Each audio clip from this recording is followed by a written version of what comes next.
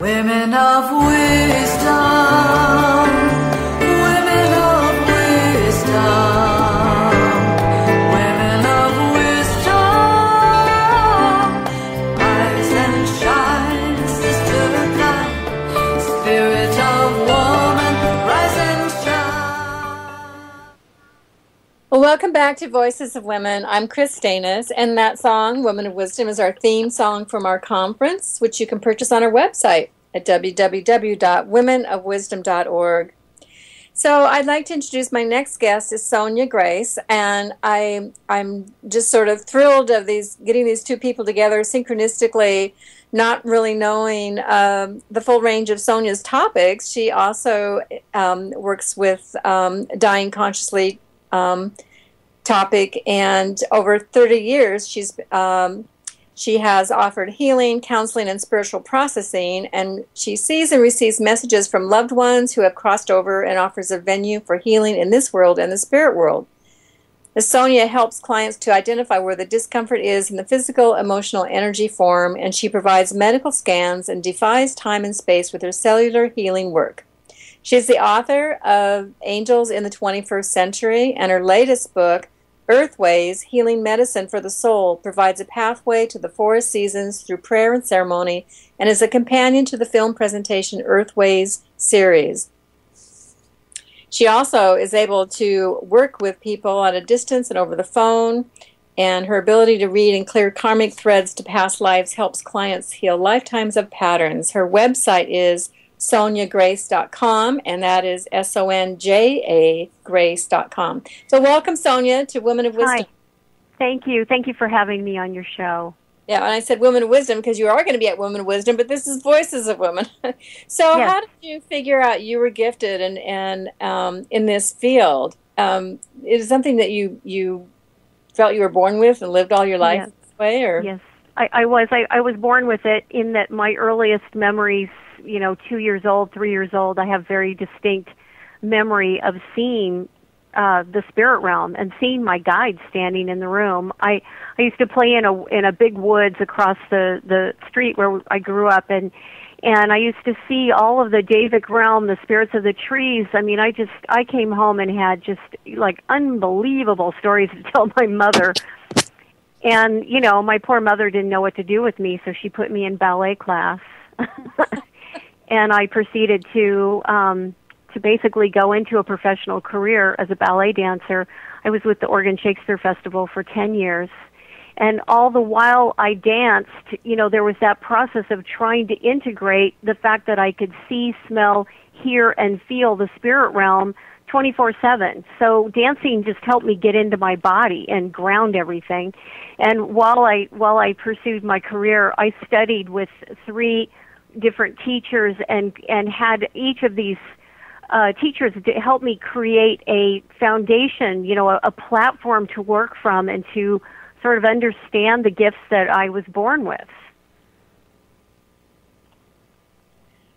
Yeah, that's the key, understanding, because our culture doesn't really leave a place for them. And like your mother didn't know what to do, but it's interesting that she put you into ballet because that puts you into a place where, because there is something about needing to ground this in your body, and so many people don't do that. Right, exactly. And that is one of the biggest tools that I teach now today in the 30 years that I've been working as a healer and a mystic, a visionary. I am super, charged about people being grounded.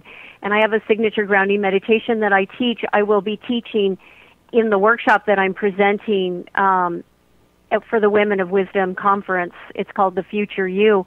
And this grounding meditation is just so, it's really good because it allows a person to understand where their energy is going. So much of the time, people don't really even get what their energy is doing. They walk down the street and, their second chakra energy is just going out into the world. It's not grounded. And so, they're attracting all kinds of different energies to them that some may not be so pleasant.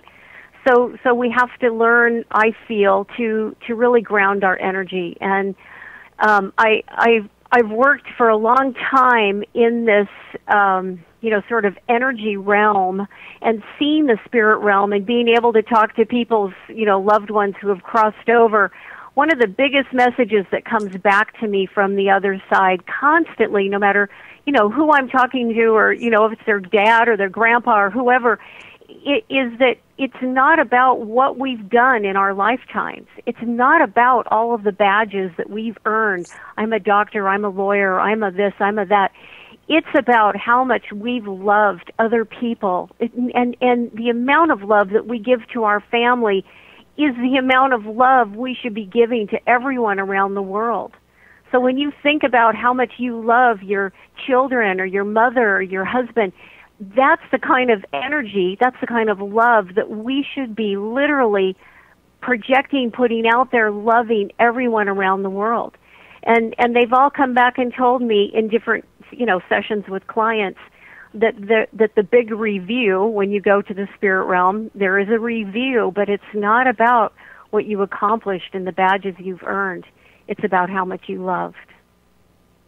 And yet, I was thinking when you were talking, there's so much fear around that, to be expressing that love to everyone you come across, or fear, and fear of being rejected, or it's not being,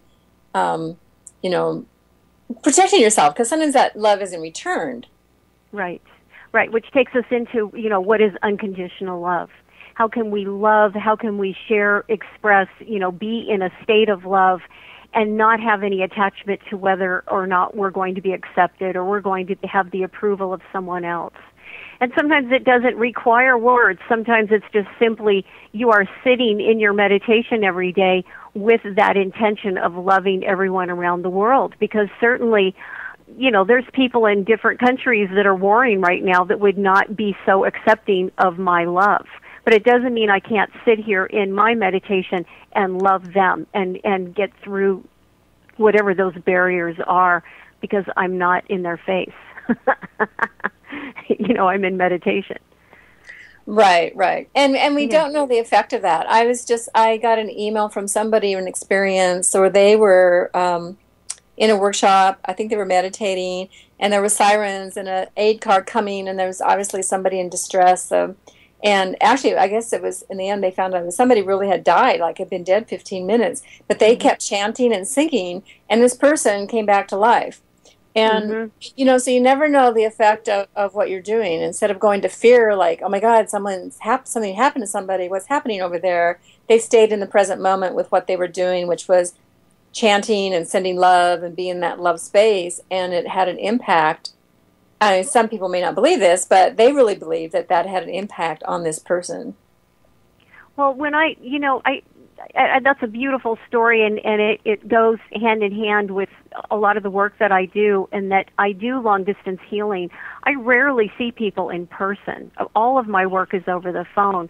So I have clients in New Zealand and Slovenia and England and, all over the world. And they experience the healing work that I do as in-depth and profound as a person who would be standing in front of me, because I have that ability to sort of defy time and space and just be there.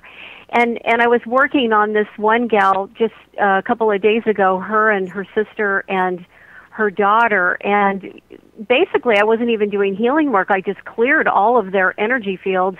I also clear entities and, things in the energy field that shouldn't be there. And she texted me a couple days afterwards and said everybody's symptoms had completely cleared up. Other people have me work on their pets, so I work on people as much as I work on animals. And I've got a gal in Tennessee who has a troop of monkeys that I work on. And it's really amazing the stuff that happens with these monkeys, because not only are they really sensitive, but they don't have what humans have, which is the ego and all the layers of the personality and all that stuff that we have to work through with the energy in order to get at the physical symptom. So she experiences, with this, one of the monkeys had cloudy, total eye that was clouded over, and I went in and cleared all this stuff out of the eye, and she was just gasping while it was happening, because she said his eye was clearing up as I was doing this.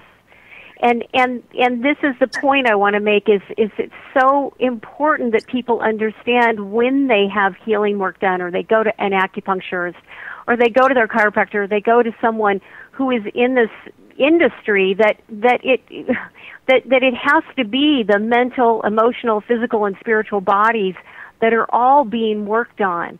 That we can address something on the physical realm, but if we're not processing what emotions are lodged in that area of your body that's holding it up, that's causing this pain or this, disease, then perhaps the healing process could take longer or may not be as effective.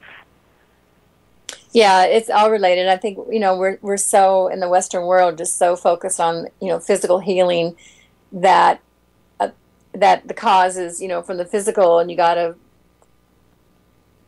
cure that, or and not really understanding where the core issues and everything that's involved. It's very complex, as you state, and it means a lot of personal work that your doctor's not going to do for you.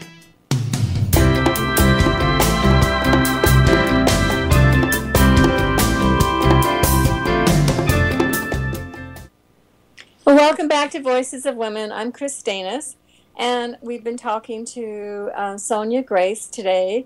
Sonja, can you give people your contact information and how they can purchase your books or have a reading with you? Sure. My website is Sonja, SONJA, Grace, GRACE.com. And you can always call my office, 503-746-6525.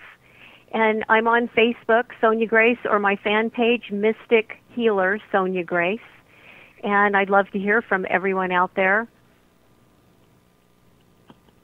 And you have a free guide they can sign up for your a weekly Words of Wisdom.